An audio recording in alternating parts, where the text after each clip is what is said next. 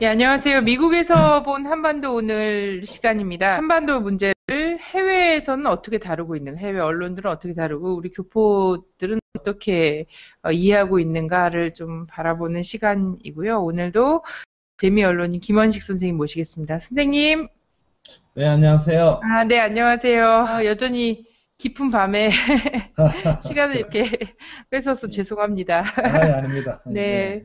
오늘은 미국 국가안보국이 세계적 범주에서 지금 도청을 해갖고 지금 연일 전 세계 미국에 대한 분노를 들끓고 있는데요. 그 얘기를 좀 자세하게 나눠보기로 했었습니다. 예, 맞습니다. 예. 근데 그 사전에 저희가 오바마 케어 관련해서 이 오바마가 더욱 이게 오바마 케어도 잘 안 하고 공경에 빠지고 있다. 이런 얘기를 살짝 맛배기로 했었는데 이게 점점 수렁이 깊어지고 있다는 그런 소식이 들려오고 있어요. 그래서 이와 관련된 추가 소식 좀 먼저 간략히 전해주시죠. 예, 저번 주에도 제가 이제 간략히 말씀드렸는데요. 이 오바마 케어는 뭐 간략히 말씀드린 대로 일단 그 미국 국민들의 의료보험의 혜택을 많이 받도록 하겠다는 그런 목적으로 시작된 법입니다. 그리고 2010년에 이제 그 관련 법이 통과되어 가지고 지금 시행 중에 있는데 불과 한 달 만에 전혀 이제 상상치 못한 지금 사태로 발전하고 있어요. 그 핵심이 뭐냐면 이제 우리가 일반적으로 알고 있는 오바마 사이트, 즉 그 보험을 이제 가입할 수 있는 사이트가 불안정하고 접속 장애가 있다는 이런 문제도 있지만 그보다 가장 핵심은 아마 오바마 행정부도 미처 대처하지 못한 문제점이 있다고 봐요. 저도 뭐냐면 제가 저번 주 말씀드렸지만 한 3,800만 명 되는 무보험 가입자를 보험을 가입하게 해주겠다는 목적도 있었는데 이 법안이 통과되다 보니까 보험 요건이 강화된 겁니다. 즉 무슨 얘기냐면 이제 여러 가지 응급실 가는 요건이라 여러 가지 요건들을 이제 추가하다 보니까 보험회사에서 기존 보험 가입자들한테 전부 이렇게 편지를 발송했습니다. 무슨 얘기냐면 이 법에 따라서 이 요건에 맞추려면 가입자분들께서 돈을 더 내거나 아니면 우리는 해약할 수밖에 없다. 거의 한 지금 정확한 판명이 안 되는 한 100만 명 가까이가 통보를 받은 모양이에요.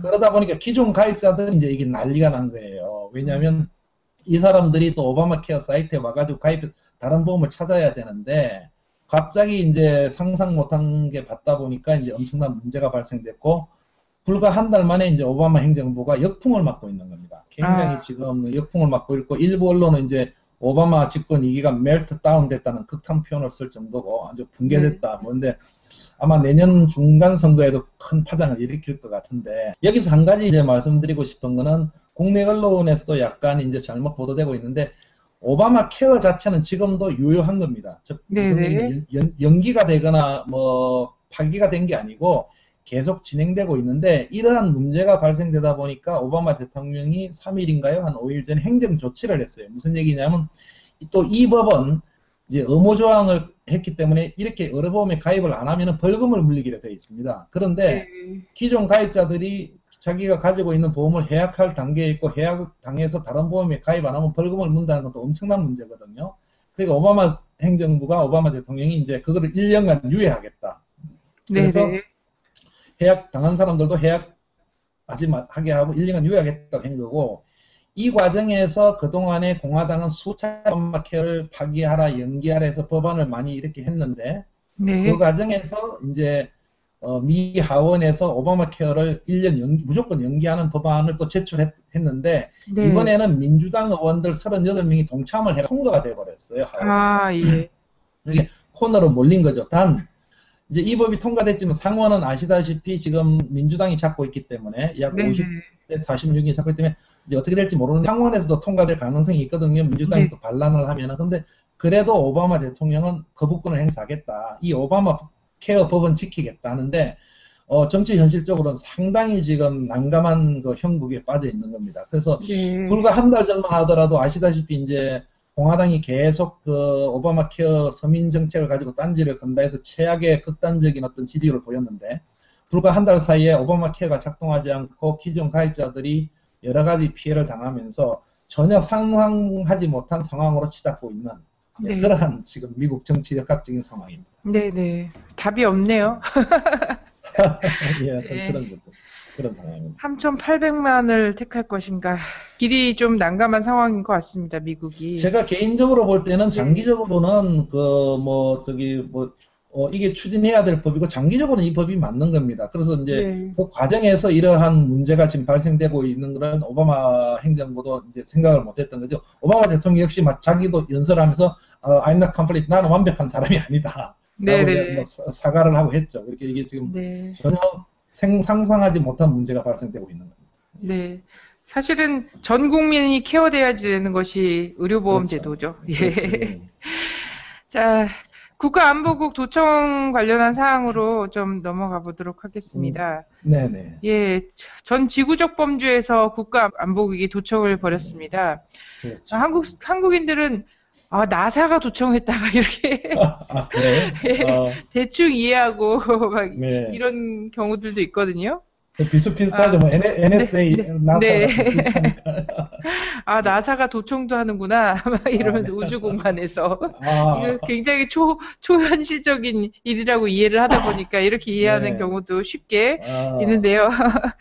이 그렇습니다. 도청 사건, 전 지구적 범죄에서 국가안보국이 벌였던 도청 음, 사건과 관련해서 미국 국민들의 반응은 어떤지 좀 먼저 말씀해 주시죠. 예, 여기에, 국가안보국 NSA에 대해서는 드릴 말씀이 상당히 많은데, 우선 미국의 반응은 네, 가장 핵심은 미국 국민들이 이제 미국 사회는 이 사생활 보호를 가장 우선시합니다. 제가 네네, 뭐 개인적인 얘기죠. 한 8년 살다 보니까 뭐 그렇게 사생활이 잘 보호되고 있는 것 같지는 않아요. 네네, 예를 들면은 이제 미국 경찰도 쉬운 얘기를 하면 그 차를 함부로 이렇게 풀로버리라고 하는데 세우지 못합니다. 음주운전 단속을 가끔 하는데 음주운전 단속도 못하게 되어 있습니다. 미국 법에 어긋나는 겁니다. 이게 저 아, 차를 내가 세우려면은 저 차가 어떠한 범죄 행위를 했다는 게 있어야 됩니다. 즉 신호 위반을 했다, 뭐 차에 네네, 뭐 신호등이 꺼져 있다, 뭐 여러 가지 이유들.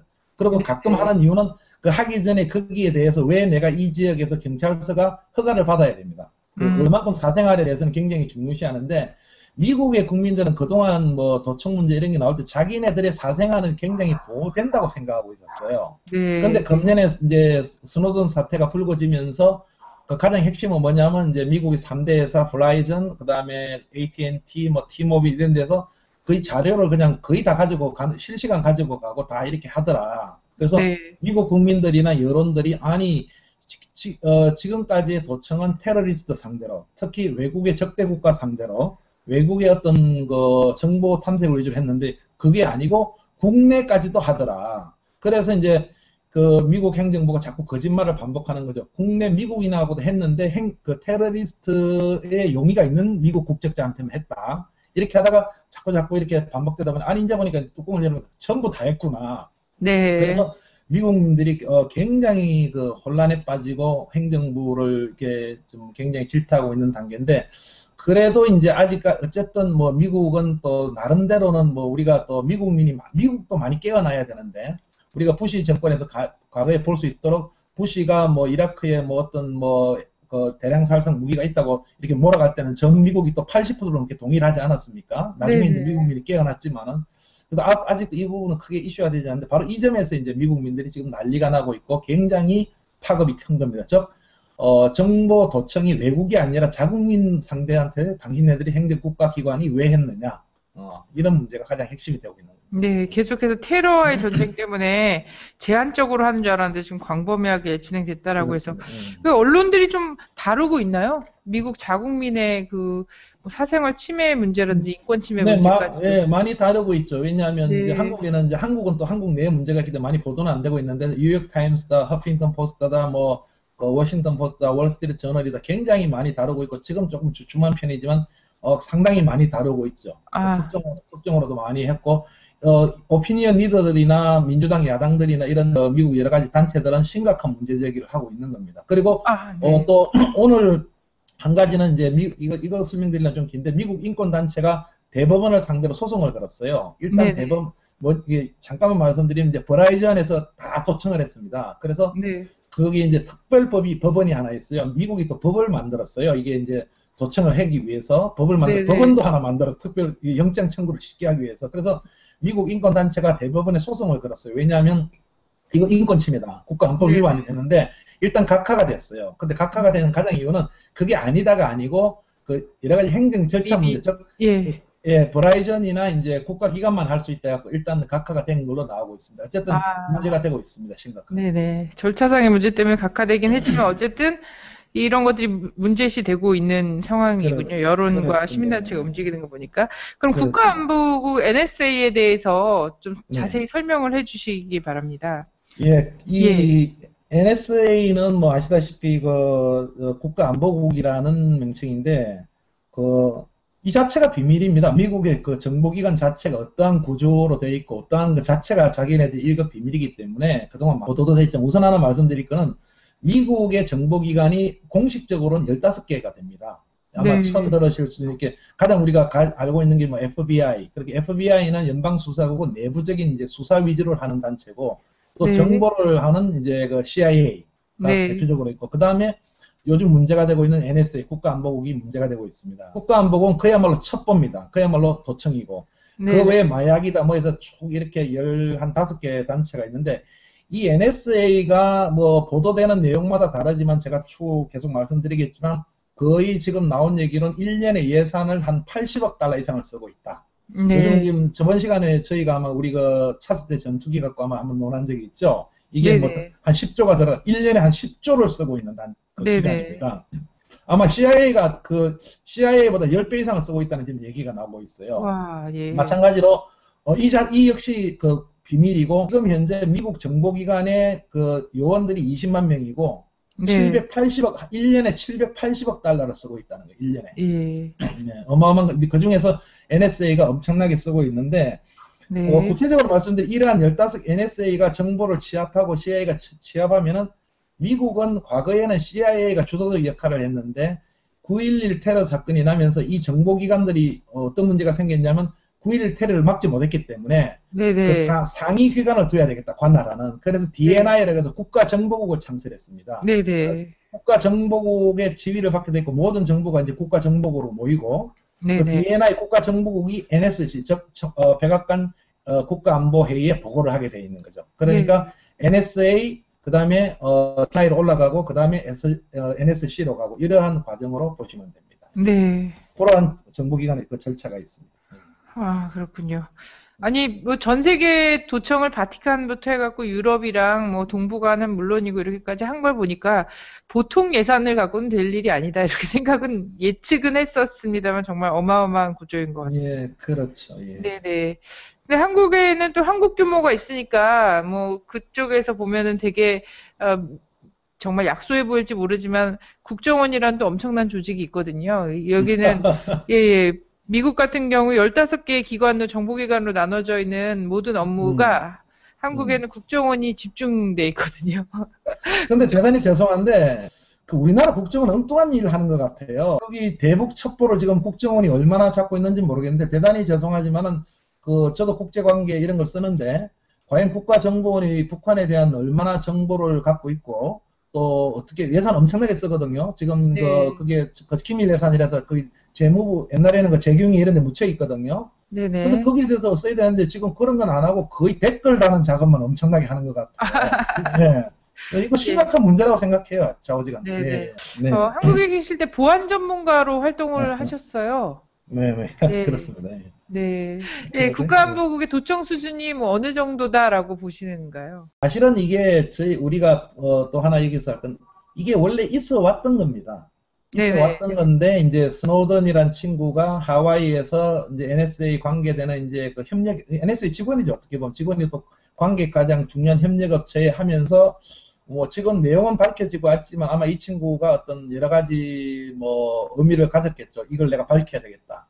이렇게 해서 여러 가지 정보를 모아가지고 이제 발표를 해가지고 지금 이게 다 드러나고 있는 거예요. 그런데 아까 말씀드렸지만 NSA가 이 어마어마한 예산을 쓰다 보니까 에슬론이라고 해가지고 원래는 2차 대전, 세계대전이 끝나고 서방 국가들이 이러한 도청이나 이런 장치들을 전부 개발하고 그런 프로젝트까지 다 만듭니다.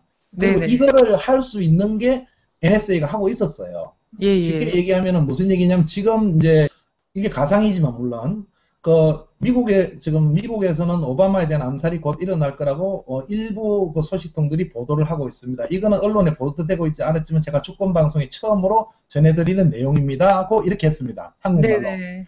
이거 바로 캐치가 됩니다. 캐치가 돼서 캐치가 예. 됩니다. 전 인터넷 캐치가 돼서 바로 어디로 가느냐, 1차 한국 어딘지는 저는 모르지만 그래서 자료가 담기고 네. 거기에 대해서 지금 다 분석이 되고 제가 자세하게 말씀드리겠는데 일단 컴퓨터가 분석을 합니다. 여기에 두 가지 문제가 있습니다. 오바마 암살이라는 표현이 있고 여러 가지 그다음에 IP랑 다 조회해 보니까 미국과 한국의 화상 통하고 네. 1차 다 해갖고 하루에 수억 건의 정보가 모일 거 아닙니까? 그러면 네. 그 소프트웨어가 정리를 해가지고 일단은 1단계 통과합니다. 통과 네. 2단계, 3단계 암살이 있기 때문에 어세시네이션이 있기 때문에 이제 미국 말로 통과 10단계까지 통과하면 사람한테 갑니다. 그럼 사람한테 가면은 수만 명이 근무하는 사람이 또 분석해서 보내고 합니다. 이게 무슨 얘기냐면 전 인터넷이나 이런 건 이미 다 도청이 되고 있는 겁니다. 네. 그리고 아까 보안 전문가 말씀을 하셨으니까 말씀드린 이게 뭐 도청이 왜 그러면 도청 기술이 뛰어나냐는데 사실은 이게 참 역설적인 건데 인터넷 자체가 공개예요. 네네. 인터넷은 지금 우리 주권방송하고 저하고도 이렇게 연락을 하고 있지 않습니까? 네네. 이게 어떠한 굉장한 어떤 기밀적인 방법으로 연락하고 있는 게 아니거든요. 네네. 이거 구글에 대해서 하고 이게 패킷이라고 이게 날아가고 있는 겁니다. 그래서 네네. 또 은행에서는 이런 얘기 드려도 될지 모르겠는데 그러면 은행에서 암호화를 한다 하거든요. 네. 암호화를 해서 우리가 그 패킷을 가로채가지고 뭐 그 의미가 없는 얘기입니다. 인터넷적으로는. 네. 인터넷 자체가 개방을 전제로 하는 겁니다. 네네. 광장이죠, 인터넷은. 예. 그래서 그렇게 이제 에셀론이라는 정책을 가지고 했는데 이번에 이제 문제가 된 것은 핵심적으로 말씀드린 게 뭐냐면 스노든이라는 친구가 직원이잖아요. 내부 직원. 네네. 내부 직원이 그게 어떻게 이루어지더라는 걸 아주 구체적으로 폭로를 한 겁니다. 네. 그러다 보니까 엄청나게 문제가 일어난 거고. 네. 두 번째, 아까 저 앵커께서 말씀하셨던 아니 이 도청을 한 내용을 보니까 무슨 네. 러시아다 중국이 아니고 우방국가 뭐 독일 특히 그 메르켈 핸드폰. 뭐 네. 전부 다 또 난리가 난 거고.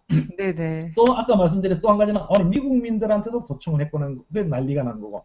네. 아주 구체적으로 이게 난리가 났던 거예요. 그리고 네네. 이후에 자세히 말씀을 드리겠지만 또 그 예를 들어서 어떻게 도청을 하느냐. 예를 들어서 일본 같은 경우에는 그 해저 케이블을 완전히 그 장악을 해가지고 거의 정보를 다 갖고 있고 미국 같은 경우에는 뉴욕을 그거 이제 그 업스트림이라죠. 그 기능을 가지고 미국에 돌아가는 정보 다 장악하고 있고 구체적으로 어떻게 한다는 게 이제 탄로가 나가지고 심각한 문제가 돼요. 구체적인 대상 이런 게 그런 겁니다. 네. 근데 전 또 궁금한 게요. 미국 말고 이런 일을 하는 이런 거에 이렇게 큰 공력을 들여서 어쨌든 인터넷망을 이용하거나 하여튼 이 통신망을 이용한 그 정보 수집을 이렇게 광범위하게 한 나라가 또 있을까요?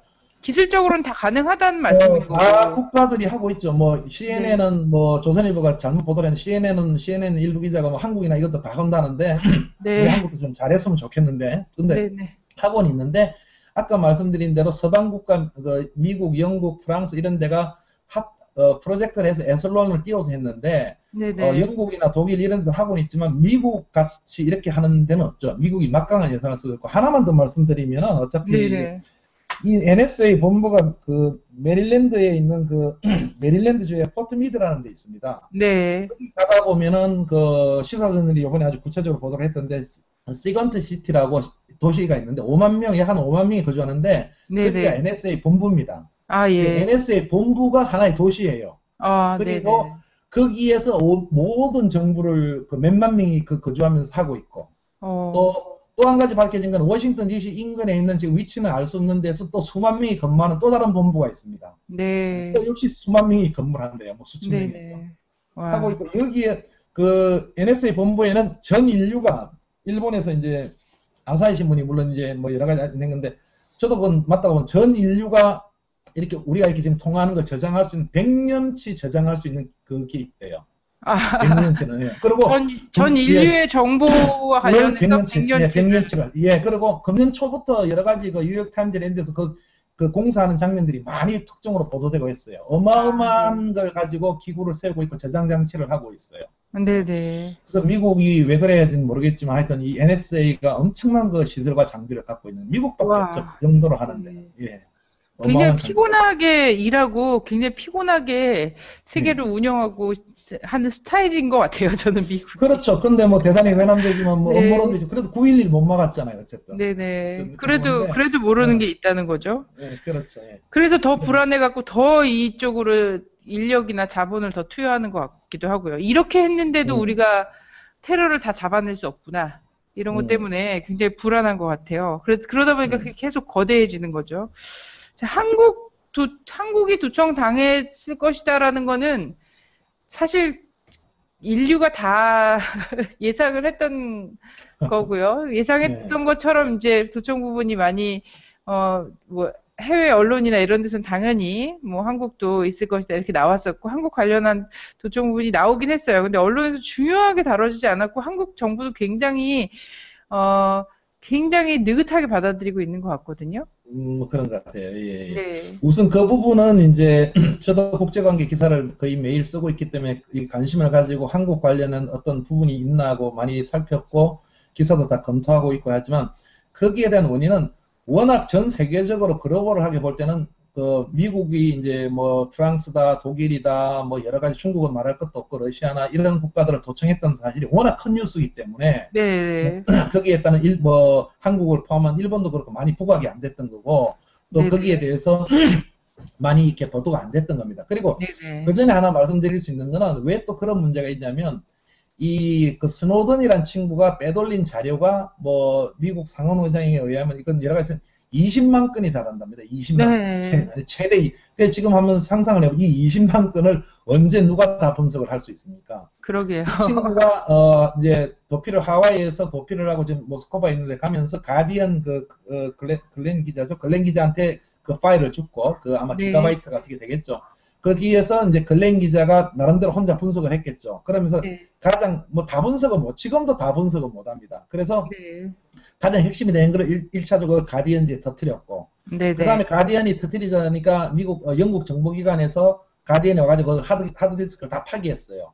아, 영장을 받아가지고. 근데 물론 또 갖고 있을 거예요. 아마 그 기자도 있고 어딘가는 네네네. 복사 다 해놨겠는데 국가법적으로 다 파기했고 20만 건을. 그리고 가디언은 또 그런 뭐 그렇지만 언론 정보에서 또 뉴욕 타임즈하고 공유하겠다 앞으로 해서 뉴욕 타임즈가 일부 갖고 있고 지금 네네. 어떻게 다 갖고 있는지는 몰라요. 또 일부 네. 언론은 뭐 스노던이 아마 소련에도 러시아에도 줬을 거다 이러는데 자우지간 그 기록이 20만 건입니다. 그래서 네.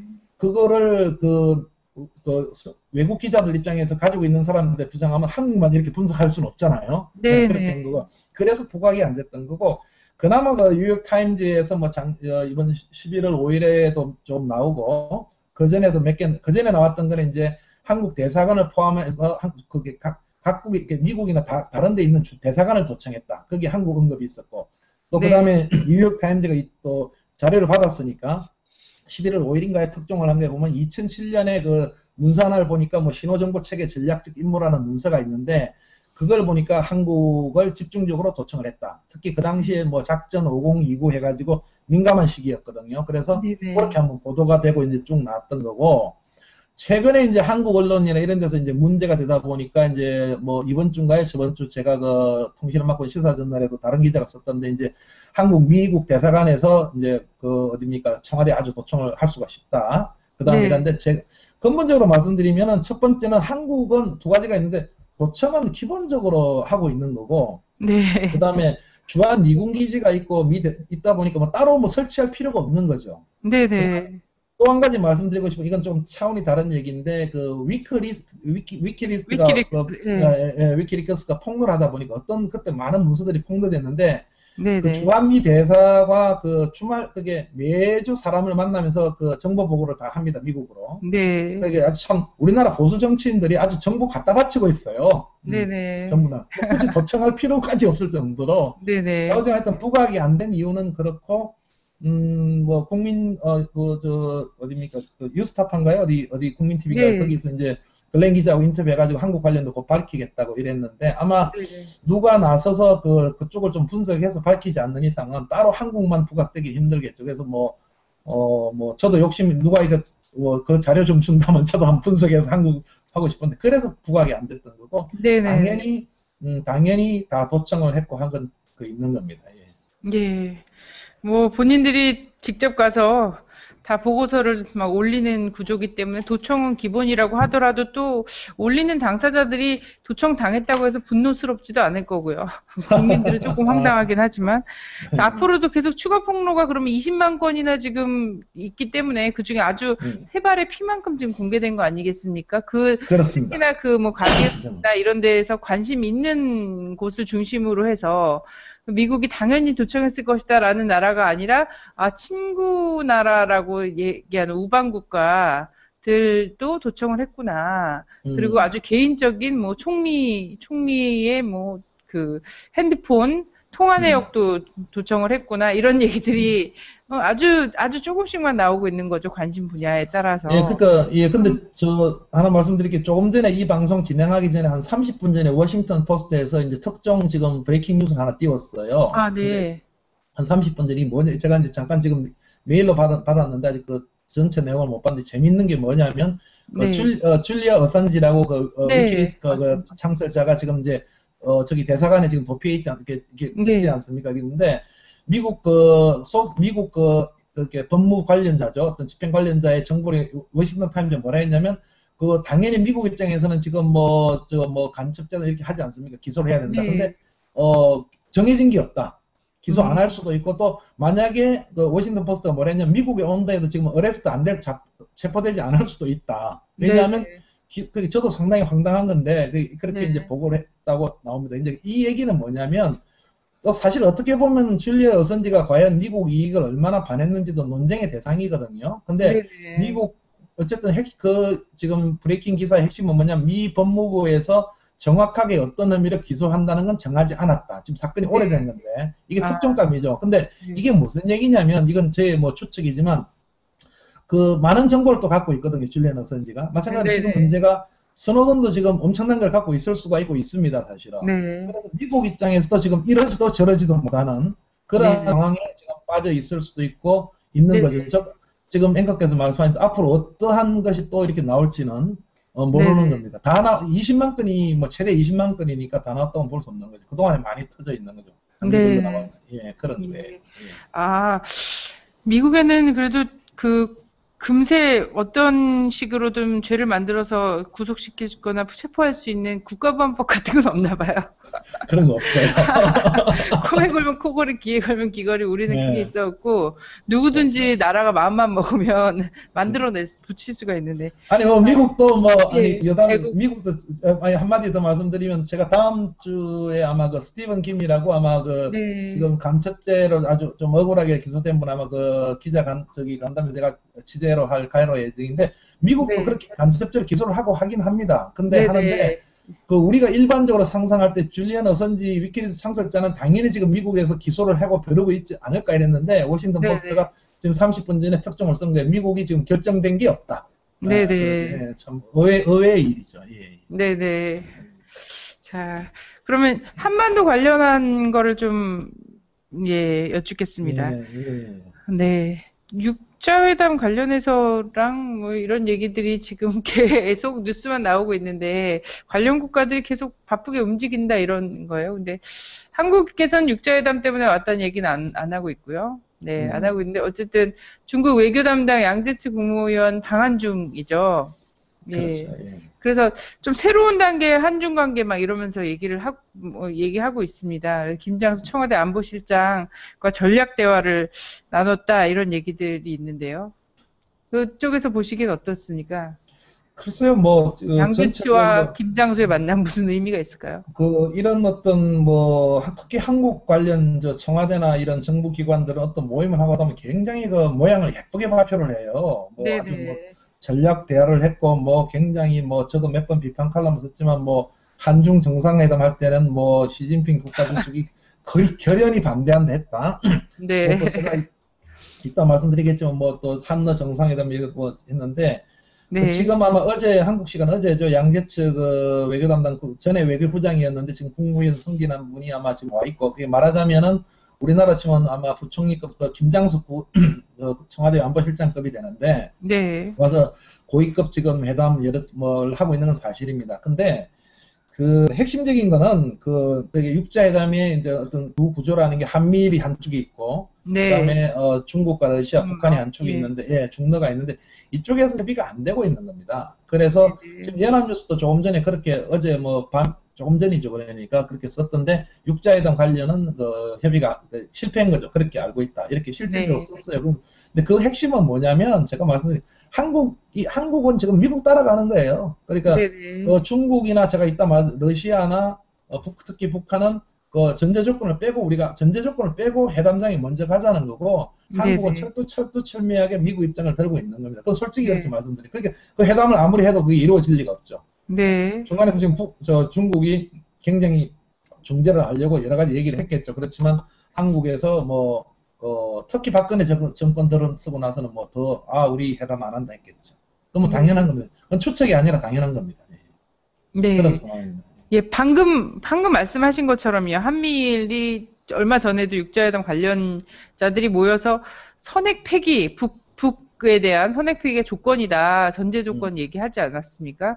그래서 그렇죠. 계속해서 이게 사실은 미국의 입장인 거죠, 미국이. 그래서 그렇죠. 이렇게 미국 하고 입장에서. 있는 걸로 알려지는데, 미국 안에서 언론에서도 그렇게 미국이 계속 그렇게 해설을 하나요? 예, 그렇게 보도를 하죠. 뉴욕타임스도 어떤 그런 문제가 지금 되고 있는 거는 이제 프리컨디션이라고 하는데 그렇게 국무부에서 그런 발언을 하고 이걸 영어로 하면 프리컨디션인데 그런 어떤 전제 조건의 문제가 돼서 이렇게 회담이 잘 안 되고 있다는 건 AP통신이나 월스트리트 저널 다 그렇게 보도를 하죠. 그리고 정확하게 그런 문제가 있다는 거는 보도를 하고 있죠. 근데 네네네. 구체적으로 이렇게 그런 부분을 이렇게 한국 언론 같은 경우는 쓰기는 쓰지만 구체적으로 양쪽의 어떤 육자회담이 안 되는 문제가 뭐냐 어떤 문제냐는 구체적으로 잘 쓰지는 않죠. 한국 언론들은. 예. 네네. 그래서 그렇게 그 지금 미국이 전제 조건을 내걸고 있는 것이 육자회담의 발목을 잡고 있다라는 평가까지도 좀 실리나요? 미국 언론에선? 그렇게 지금 말씀드린 그런 어떤 전제 조건이 내걸고, 근데 그게 발목을 잡고 있다는 표현, 그게 지금 그 문제로 있어서 재개가 안 되고 있다. 아, 미국은, 예. 북한에 대해서, 빨리 그렇게 비핵화 선언하고 하는, 그렇게 다 기자들이 쓰고 있죠. 아, 정확하게. 네네. 양쪽 입장 차이가 이런 것이다라고는 정확하게 쓰고 있죠. 예. 네네. 예. 자, 그래서 이 육자회담 재개에 관해서는 이제 금년 내에 재개 가능성과 회담 진전이 없다는 이유로 해서 그 상당 기간은 이건 불가능하지 않겠냐. 음. 그냥 희망사항이지 않겠냐. 이런 얘기들도 있고요. 육자회담 무용론 사실 관련 국가에서 다시는 육자회담은 없다라는 선언도 과정에서 몇 차례 나온 바가 있기도 하고 그런데 이제 주변으로 점점 더 이 견해가 좀 팽배해지고 있는 것이 아닌가 이런 생각이 드는데요. 예, 그 전에 말씀드릴게 아까 질문하셨지만, 그게, 제가 볼 때는 미국 입장의 불변입니다. 그게 이제 하나 네네. 말씀드릴 게, 오늘은 제가 지금, 오늘 여기는 월요일인데, 오늘 지금 국무부에 브리핑이 있었는지 없었는지 모르겠는데요. 체크를 못 했는데, 지난주에 브리핑 내용만 하더라도, 이제 이게 지금 아까 우리 황선 이사님이 물으신 것처럼 굉장히 이슈가 되고 있으니까, 그 네. 미국 기자들은, 한국 기자, 연합통신 기자도 질문하지만, 그러면 이런 질문합니다. 예를 들어 좋으신지 똑같이 질문합니다. 미국 국무부 젠 사키 대변인한테 뭐라고 하느냐. 그러면 북한이 만약에 육자회담을 그 전제 조건을 끝끝내 거부한다면은 육자회담은 네. 안 열리는 거냐, 열릴 수 없는 네네. 거냐니까 미국 국무부 답변을 안 해요. 아, 답변을 회피하고 하고 또 한 가지 그렇게 질문도 하죠. 그 다음에 이제 아주 핵심을 찍어 질문하는데 미국의 입장은 우리는 변한 게 없다. 똑같다 이거죠. 그리고 항상 네. 재미난 표현을 그 표현을 왜 자꾸 하는지 모르겠는데 공은 북한으로 넘어가 있다. 네. 볼은 북한 코트로 넘어가 있다. 그래서 네. 일부 기자들은 이게 무슨 테니스 게임 하는 거냐, 네. 이렇게 우스갯소리도 질문하고 하는데, 그렇게 미국 정부의 공식적인 입장은 이제 자기네들은, 입장이 변한 거 없다. 그 다음에 네. 북한, 비핵화 문제하고 해야 된다니까 기자들은 굉장히 논리정연하게 질문을 합니다. 왜냐하면 아까 네. 말씀드린 대로 만약에 그렇다면 저거 뭡니까? 육자회담 안 열릴 거냐? 북한이 계속 비핵화 선언 안 하면 안 열릴 거냐? 이런 질문도 하고, 또 한 가지, 그 전에 말씀드릴 거는 제가 기사에서 중요한 질문을 합니다. 무슨 얘기냐면, 미국의 또 하나의 흐름이 이제 전 북한 대북 이렇게 어떤 회담 대표로 참여했던 사람들이 굉장히 현실적인 지금 기고들을 많이 하고 있어요. 그래서 제가 네네. 로버트 칼루치 대표하고, 네. 이름, 보스워스. 호소서 보스워스 전. 대사가 무슨 기고를 했냐면, 뉴욕타임즈에 이제, 실질적으로 지금 직접 회담을 해야 된다. 네. 북한하고 직접 회담을 해야 되고 이렇게 기고를 여러 가지를 해요. 근데 여기에 대해서 어떻게 생각하는데 역시 미 국무부가 뭐 굉장히 뭐 보수대나 이런 쪽도 굉장히 우리한테 많은 영향을 주고 칭찬하지만 적답을 또 회피합니다. 거기에 네. 대해서. 그러니까 네. 미 국무부는 일절 변한 게 없다고 하는 거고 마찬가지로 그래서 질의하신 거에 보면은 육자회담이 지금 보시다시피 이제 두 가지가 이제 현실적으로는 두 가지가 있겠죠. 그러면 현실적으로 보면 미국의 입장에서 본다면 북한이 그러면 지금 어떤 비핵화 선언이란가 이런 걸 하고 어떤 뭐 저번에 얘기했던 어떤 파기 조치나 어떤 그런 거 선언이라든지 다시 또 해외 사찰단 오라 이런 걸 해서 하는 방법이 있는데 이거는 지금 뭐 북한도 여러 차례 밝히고 있고요. 현실적으로 네네. 불가능한 거. 그다음에 미국이 지금 계속 지금 협상 안 하겠다. 그러한 조치 사전 조치 없으면 어떤 계속 이렇게 극각으로 나가니까 이게 이제 열리지 않을 가능성이 많다고 나가는 거고 이 과정에서 지금 중국이 뭐 이런 표현이 조금 하지만 좀 안달까지는 아니라도 굉장히 이제 어장구기도 하고 이렇게 미국한테 가서는 이거 폐기해라. 이게 아니 일단 앉아서 얘기하자고 하는 거고 한국한테 와서도 지금 어쨌든 남북 관계를 완화시켜야 되지 않느냐. 이러니까 일단 회담을 하자고 지금 하고 있는 거 미국한테 가서도 지금 아니 일단은 똑같이 이렇게 협상을 하자. 지금 이렇게 나가고 있는 그런 형국이죠. 예, 좀 네네. 그러한 형국 같아요. 예. 문제는 완화시켜야 된다고 생각하지 않는다는 거죠. 한국 정부는 남북 관계를 완화시켜야 된다고 생각하지 않는 거고, 미국도 이 상태로 그냥 계속 가도 별 상관이 없다라고 생각하는 걸 수도 있겠는데요. 그렇죠. 거기서 또 한 네. 가지 말씀드릴 게 좋으신 지적인데 제가 생각나니 그렇게 하다 보니까 무슨 문제가 또 발생하느냐면 아까 그 뉴욕타임즈 기고했는데서 뭐냐면 이렇게 상황이 가면은 결국은 북한한테는 핵무기를 더 개발하고 더 네. 향상시킬 수 있는 시간만 벌어준 거다. 여기에 대해서 국무부는 어떻게 생각하느냐니까 국무부가 또 엄청난 얘기를 해요. 그래서 뭐냐면 네. 뭐죠? 그러니까 certainly 저기 concerned 아주 확실하게 우려하고 있다고 또 사키 대변인이 발언해요. 자기가 네네. 그렇기 네. 때문에 우리가 이제 걸린 데이비스 대사도 이제 보내고 지금 걸린 데이비스도 아마 오늘 한국 왔을 거예요. 오고 네네. 지금 이렇게 상국을 다니는 건데 또 그거는 우려하고 있대요. 북한이 자꾸 핵개를 아, 하는 거는. 그러니까 네. 제가 볼 때는 무슨 얘기냐면 미국이 지금 왔다 갔다 정책이었어요. 제가 여러 가지 특별 생방송할 때 말씀드린 전략적 무시가 아니라 예. 미국 학자들이나 전직 미국 대표들은 전직 공무원 국가 그 담당자들 그렇게 해서 이렇게 미국이 지금 북한 정책이 없는 거예요. 그러다 보니까 이란한테 휩쓸려 있고 지금 이러다 보니까 정책이 있고 그 과정에서 이러다 보면 북한은 계속 핵 개발한다 시간 주고 여기에 대해서도 지금 미국이 답도 못 내놓고 있는 그러한 형국입니다. 네. 육자 회담도 진전되지 않고 있고 그런 상황입니다. 근데 미국은 계속해서 이런 생각하고 있는 것 같습니다. 북이 핵실험을 하든 아니면 뭐 인공위성 발사를 하든 아니면 그 기타 뭐 미사일 실험을 하든 뭐 이런 것들을 더 할 수는 있다고 하지만 그거는 그 자체대로 또 계속해서 미국에게 유리한 긴장 국면으로 해서 가면 된다. 미국은 왜냐하면 전통적으로 계속해서 적이 있어주는 것이 국가의 존립 근거가 또 되고 이유도 되기 때문에 이런 생각을 하고 있는 것 같은데 그러면서 육자회담은 그냥 굉장히 막연한 목표 지점으로 놔두고 계속 테니스 공은 계속 북에 가 있는 상태가 되는 거고 거기서 만약 대화가 안 되는 것은 우리가 전제 조건을 걸어서가 아니라 북이 계속 악화시킬 수밖에 없는 어떠한 조치들 계속 취하고 있기 때문이다. 이렇게 뒤집어 씌우고 싶은 상황이 아닌가요? 근데 제가 국제관계학을 전공하고 또 지금도 한 가지 핵심이 그런 지적들이 있는데요. 네. 또 한 가지 우리가 좀 한번 분석해 봐야 될 게, 미국은 군산복합체도 그렇고, 미국 정부 입장, 한반도 전략, 동북아 전략에서 당연히 적당한 긴장이 필요한 겁니다. 그런데 이게 묘한 상황이 벌어지는 거예요. 무슨 얘기냐면, 이 상황이 북한이 핵무기를 지금 미국이 실질적으로 핵 보유 국가로 인정을 안 하잖아요. 지금 네네. 미국이 이게 이제 또 넘어가게 되면 이제 미국 행정부나 미국이 또 두들겨 맞는 겁니다. 국민들한테. 네네. 왜냐하면 너 뭐 했느냐 이런 식이죠. 특히 음. 그게 과거에 이제 북한이 인공위성을 쏠 때도 미국에서 특별기 타고 비밀 방북을 했지 않습니까? 두 번이나. 해가지고 야 예.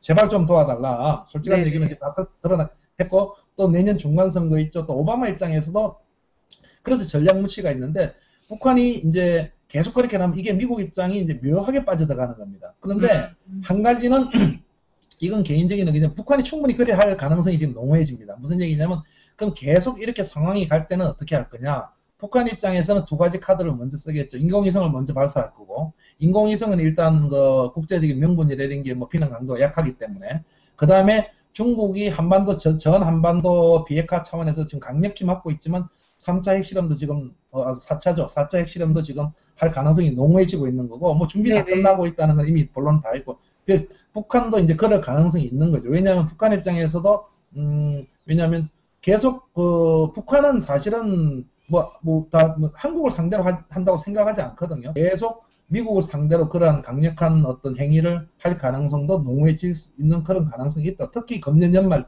내년 초에서는 그럴 가능성도 농후해지는 겁니다.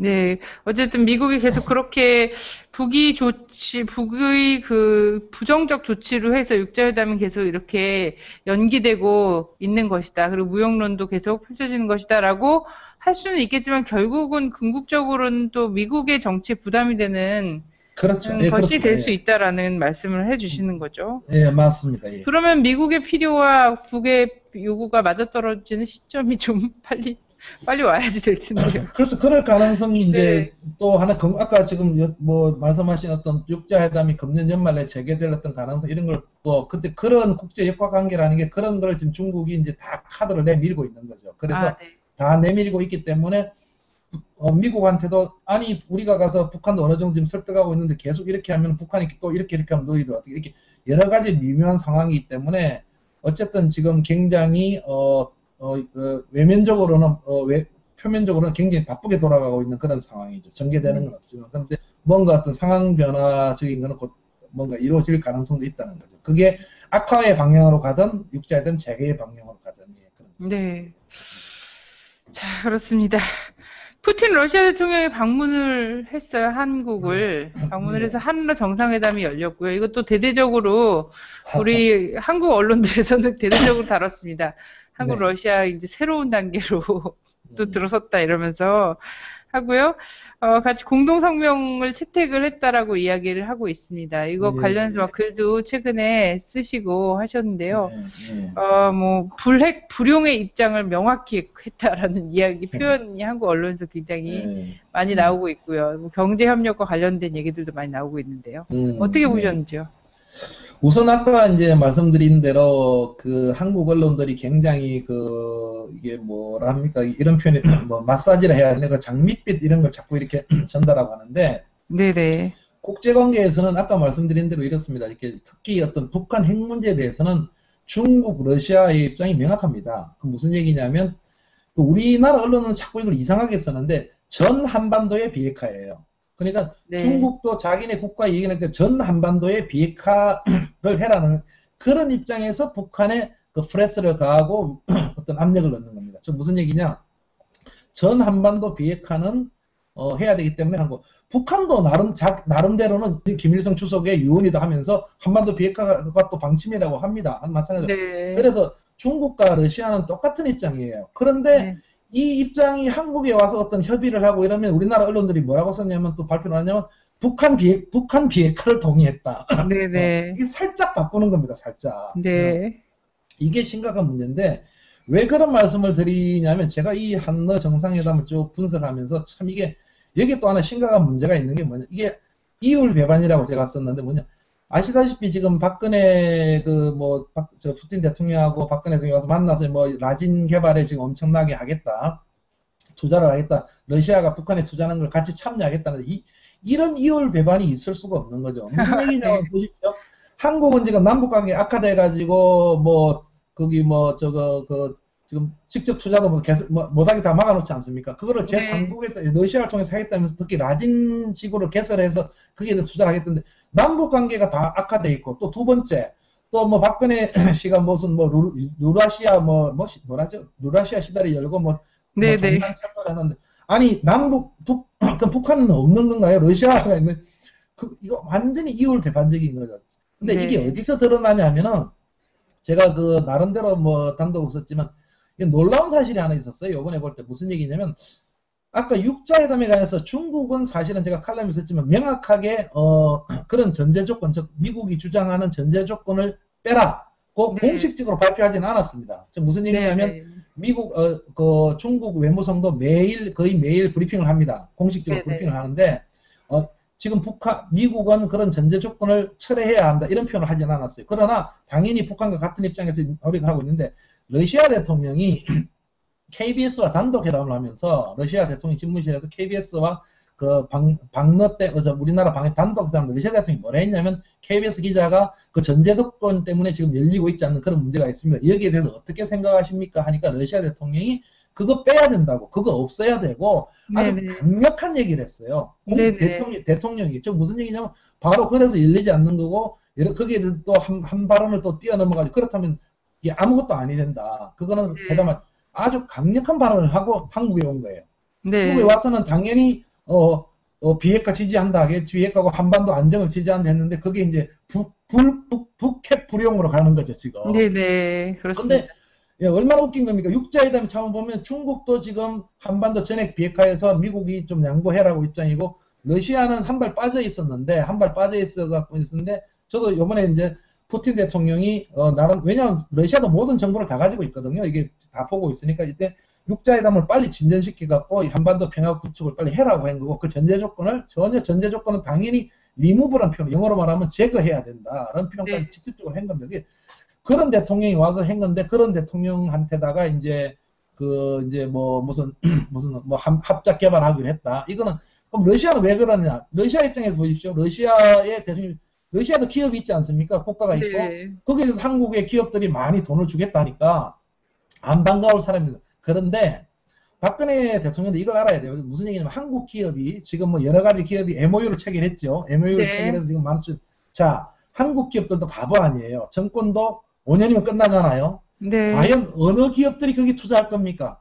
우리가 지금 개성공단이 남북관계 악화돼갖고 얼마나 힘들어졌는지 국민들이 봐왔잖아요. 네네. 지금 우리 황선희 사님이 기업주라고 생각해서 뭐 아주 국내 최대 기업주로 하자고요. 그러면 대통령이어서 정권이 하기 때문에 가긴 가겠죠. MOU는 맺겠죠. 네. 과연 투자하실까요? 이거 여담인데. 네네. 북한과 이게 아주 위율 배반이죠. 그렇게 무슨 얘기냐면 박근혜 정권이 아주 장밋빛 미래만 설명하면서 그냥 러시아하고 관계가 잘 되고 있다 이런데 북한은 또 빠지고 근데 그 러시아는 실질적으로 빨리 북한하고 대화를 하라는 건데 네네. 아주 박근혜 정부가 이율 배반적인 행위를 하고 있는 겁니다. 저는 네. 그렇게밖에 말씀드릴 수가 없어요. 국제관계학적으로는. 예, 예. 한반도 비핵화뿐만 아니라 어쨌든 세계 비핵화가 사실은 육자회담의 최종 목표 지점이죠. 그렇죠. 예, 모든 그러면 게 비핵화인데. 거기에 모여 앉은 육자가 여기서 다 자유로울 수 없거든요.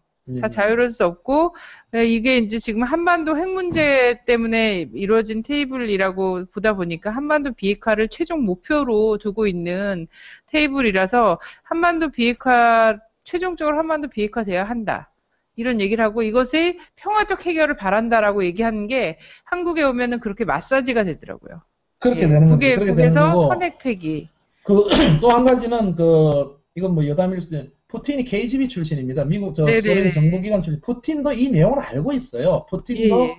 얼마나 많은 분석 정보를 받을 겁니까? 박근혜 정권에 대해서 알고 있지만 푸틴도 알지만은 자기들이 와서 아까 말씀드린 대로 MOU는 체결해야 되고 돈은 받아야 되는 거거든요. 왜냐하면 가진 프로젝트 같은 경우에 지금 아마 북한이 40% 아마 러시아가 60% 아마 투자인 걸로 알고 있고 이 지분을 지금 한국에 팔러온 거예요. 아주 높은. 그다음에 또 한 가지 한국에 지금 그 메트로 관련 지금 민영화 한다고 다 하지 않습니까? KTX. 그런 게 다 참여하려고 이렇게 우리가 선물을 그냥 왕창 주는 거예요. 왕창 주는 건데 푸틴도 알고 있죠. 속으로는 이럴 거예요. 자기네들이 좀 북한하고 좀 관계 개선하지 하는데 일단 주는 선물 일단 합의하고 가는 거고. 네네. 그 한국 정부 행정 관료들이나 어떤 정권 잡은 사람들도 마찬가지. 얼마나 이율 배반적인 행동을 하고 있는 거예요. 예. 굉장히 손해 보는 짓이죠. 그것도 많고 남북 관계는 그대로 놔두고 이거는 있을 수 없는 일이죠. 네네. 사실은 남북이 지금 다 이 경의선, 동해선 다 연결해 놓고 있는 상황이고 이것을 보다 시베리아 횡단 종단 철도를 전부 쭉 연결할 수 있는 문제인데도 불구하고 북을 넘어서서 러시아랑 이런 얘기를 하고 있다는 것 자체가 정말 한심하고 굉장히 많은 돈을 낭비하고 있는 상황인 거죠. 어느 분이 그 트위터에 올리셨던데, 제가 근데, 뭐 유라시아 종단철도, 남북 종단철도가 북한 통과 안 하고 어디 지상 저기 하늘로 가거나 땅 밑으로 가냐 이거죠. 북한을 네네. 통과 안 하고 그게 아주 이율배반적이라는 거죠. 네. 가만히 앉아서 돈 크게 벌 수 있는 일을 갖다가 러시아 지분을 얻어갖고 굳이 로열티까지 줘가면서 이렇게 끼어들려고 하는 참으로. 정확하신 지적이에요. 그 여러 가지 네. 이것도 뭐 시간이 되는지 모르겠지만 많은 그 한국에도 민간단체 학자들이나 그 아주 그 깨어있는 학자들이 많이 쓰는데 남북 간이 그 과거에 김대중 그 대통령 때부터 노무현 또 정부 이르기까지 그 국민의 정부인데 그 우리가 그 뭐 퍼주기도 많이 했다 뭐 햇볕 정치도 하지만 남북 한이 어떤 합의를 해가지고 경제 활성화 시킬 수 있는 거 개성공단이 그 하나의 샘플이었고 이런 네네. 비용이 우리가 지금 상상할 수 있는 이상의 비용이에요. 이상의 비용이고 네. 남북 합의가 지금 한 말씀을 더 드리면은 이제 기업적인 측면 지금 애플이나 뭐 여러 가지 이런 만드는 것들 미국에 공장이 없지 않습니까? 다 아웃소싱 주지 않습니까? 중국 이런 데 가고 네. 하는데 북한은 지금 우리가 개성공단 문제에서도 드러나지만 아주 그냥 인력이 아니라 아주 고급화된 인력들이 많거든요. 또 우리나라 그 민족들이 얼마나 뛰어난 기술을 갖고 있습니다. 우리나라 국민들이. 그거는 네. 우리나라 이제는 이제 무조건 그냥 제3국가에 아웃소싱 주는 것도 그런 시대가 아니거든요. 그렇게 어떤 기술화된 인력들이 있어야 되고 또 정보통신이 있어야 되고 여러 가지 남북 간에 이런 거를 잘 합의하고 한다면은 거기에 대한 부가가치는 상상할 수 없는 거죠. 예. 네. 그거를 다 놓치고 있는 거예요. 그게 참 외국에서 볼 때는 안타까울 뿐입니다. 네네. 아주 그냥 이상한 이런 표현이 이상한 짓거리 하는 거예요. 솔직히 말씀드리면. 네. 그러니까 네. 한 발 도는 것도 북한 놔두고 뭐 북한 문제에 대해서 러시아하고 투자하기로 합의했다. 이게 뭐 있을 수 예. 없는 거죠.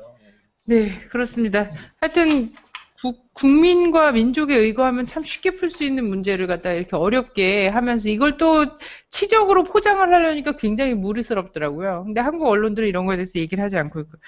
자, 마지막으로요.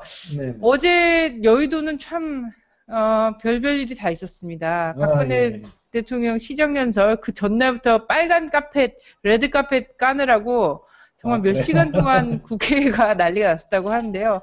네. 어제 박근혜 씨가 시정연설을 국회에 와서 했고요. 하면서 뭐 국회가 참 중요하니까 새누리당이랑 제발 협력해서 잘해라 이런 뜻으로 얘기가 되고 우리 뭐 반은 앉아 있고 새누리당 의원들만 일어서서 환호하는 계속해서 뭐 박수를 엄청나게 쳐대는 이런 시정연설 광경도 있었고 또 국회에서 청와대 경호실 인력이 또 야당 국회의원들 피를 완전 멱살을 잡고 뒤에서 또 끌고 가고 뭐 이런 폭력 사태까지 벌어지고요. 한쪽에서는 예. 또 진보정당 국회의원들이 삭발하고 마스크 쓰고 민주라고 써져 있는 마스크 쓰고서는 그 자리에 또 항의하면서 침묵 시위를 했던 이런 모습들도 있었는데요. 이와 관련해서 미국 내 보도가 혹시 있었나요?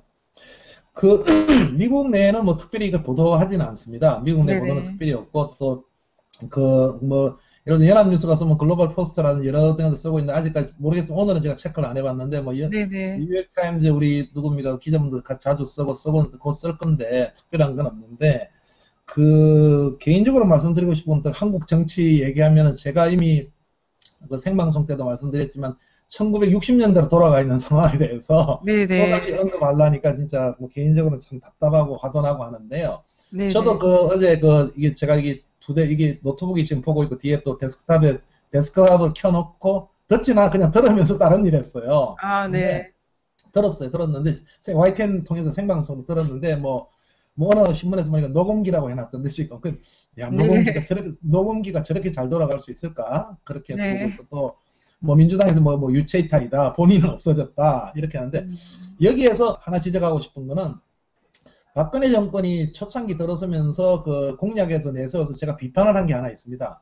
이게 지금도 자꾸 박근혜 씨가 주장을 하고 있는데 창조경제다 하는데 우리나라 국민들이 빨리 깨어나야 됩니다. 그래서 네. 이 창조경제를 자꾸 얘기하면서 미국을 지금 이거 샘플하고 있고 뭐 미국의 실리콘밸리다 이거 다 엉터리입니다. 왜 네. 엉터리냐 하면은 제가 그 비판 칼럼 많이 썼는데 일부 뭐 관변 학자들도 뭐 박근혜 창조경제라는데 자 창조경제라는 거는 국가가 빠지는 게 창조경제입니다. 무슨 네. 얘기냐면 잠깐 한 몇 분 말씀드리면 애플이 미국 정부가 만들었나요? 애플이 마이크로소프트가 미국 정부가 만들었다고 한번 들어본 일이 있습니까? 네. 그다음에 트위터나 이런 데가 미국 정부 융자금 받고 만들었다고 한번 들어본 적이 있나요, 혹시? 무슨 얘기냐면, 이게 우리나라 규제를 없애라는 거거든요. 과거 군사 정권 독재들이, 군사 독재 정권들이 굉장히 규제하다 보니까 어떤 문제가 발생을 했습니까? 관료화됐잖아요. 거기에다가 이권이 생기고, 뭐, 정말 창의적인 생각을 가지고 있는 국민들이 다 죽었고, 어떤 벤처를 한 사람들에서,